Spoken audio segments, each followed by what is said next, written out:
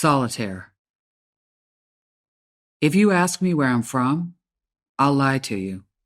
I'll tell you my parents were missionaries. I'll tell you I'm from Boston. I'll tell you I'm from Texas. Those lies people believe. I'm better at lying than I am at telling the truth, because the lies don't make me nervous. It's the truth, the thought of telling it, that triggers my awkward laugh and my sweaty palms, makes me not want to look you in the eye. I know I won't like what I'll see.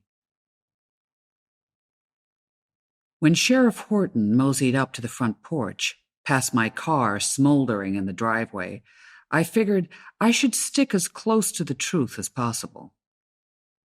I'd been watching him talk to the firemen out on the lawn, but with the rain coming down in sheets, I couldn't make out but a few words. I was sitting on the steps, drying my hair with a towel. Didn't take much to dry it. I chopped off most of my hair that summer when the South Carolina air hit 100 degrees with 100% humidity, and walking outside was like opening a dishwasher mid-cycle and climbing in. Horton took his hat off, beat it against his thigh to shake off the water. I stood and realized he was shorter than me. I stepped back. I'm 6 feet tall, and guys don't like feeling short. I offered him my hand, which he crushed in his own meaty grip. "Looks like arson," he said, and stared at me like I was supposed to respond with something more than "no shit." So I said, "Yeah, I can smell the gas." I mimicked his accent. Sometimes the mimicry's unintentional. The way someone talks is the fastest way to tell someone isn't like you. Come back from years overseas to a place like Amarillo, Texas, for example, and you'll learn that accent real fast. South Carolina isn't much different. If you don't sound like them, people start asking you questions like, "Where are you from?" After a while, you mimic without even thinking about it. It's safer when people don't think you're different.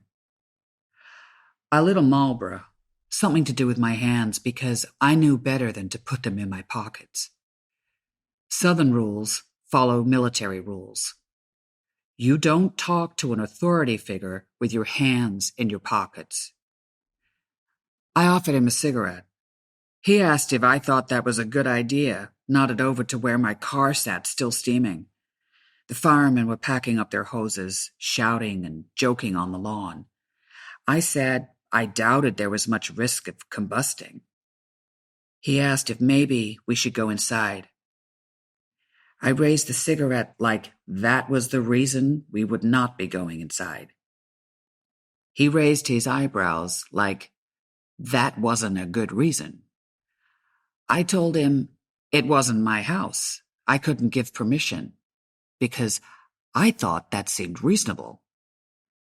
I don't know what he expected to find. He asked me if I knew who'd done it. I said it was probably the same person who'd been leaving me death threats.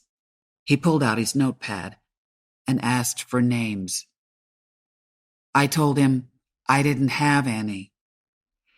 He asked with a smirk on his face why someone would threaten me. But he already knew.